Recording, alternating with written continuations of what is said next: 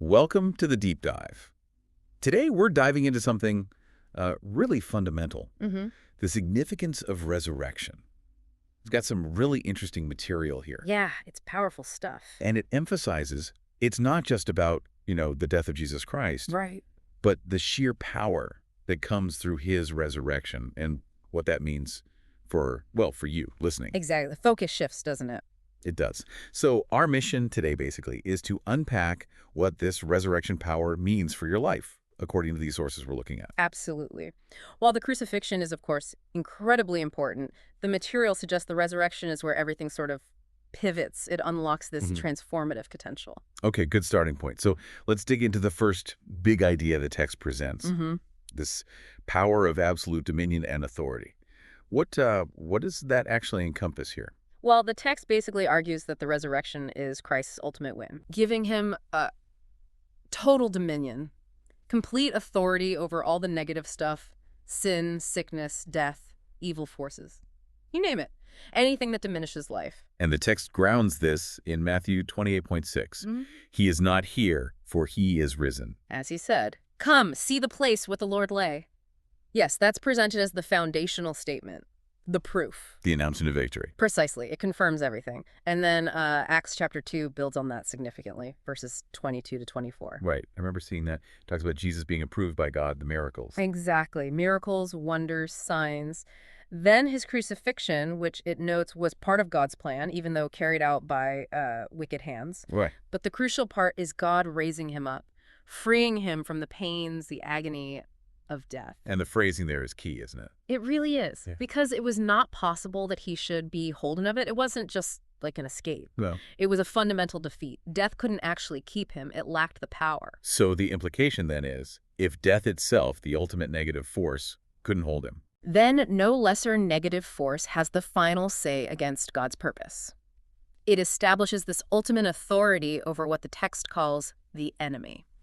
The enemy being all those forces against life and wholeness. That's the idea presented, yes. Yeah. Absolute authority. Okay, that's a powerful concept.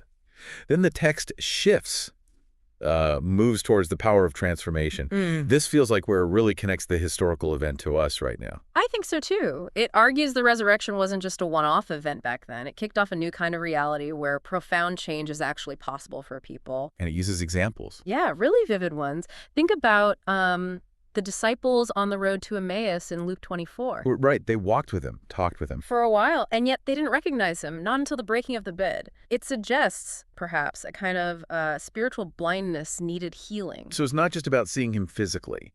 It's about a deeper kind of recognition that the resurrection enables. That seems to be the point. And look at Mary Magdalene in John 20. She's deeply grieving right there at the tomb. Yeah, she's distraught. She sees Jesus, but thinks he's the gardener. She asks him where they've taken the body. Even face to face, she doesn't see him for who he is. Not until he says her name, Mary. Then instant recognition. It's incredibly personal. Wow. So these stories aren't just about, like, oops, mistaken identity. No. The text uses them to illustrate a fundamental shift. Mm. Because he is risen, our own perception, our own way of interacting with reality can be changed. Okay. That's why the source emphasizes his resurrection is meant to change our lives. To make it different. Different from who and what we used to be. It's aiming for a really deep internal kind of transformation. Which leads directly into what the text calls an assignment, like homework for the listener. Sort of. Well, yeah. It's presented as a direct application. It basically says, okay, based on this truth that Christ is risen, decide not to stay stuck. Decide never to remain low in life. Exactly. Don't accept limitations as final. Live with this awareness of victory over negativity. And it gets even more specific, doesn't it? It says to actually ask. Yes. Ask God to transform your life by the power of his resurrection.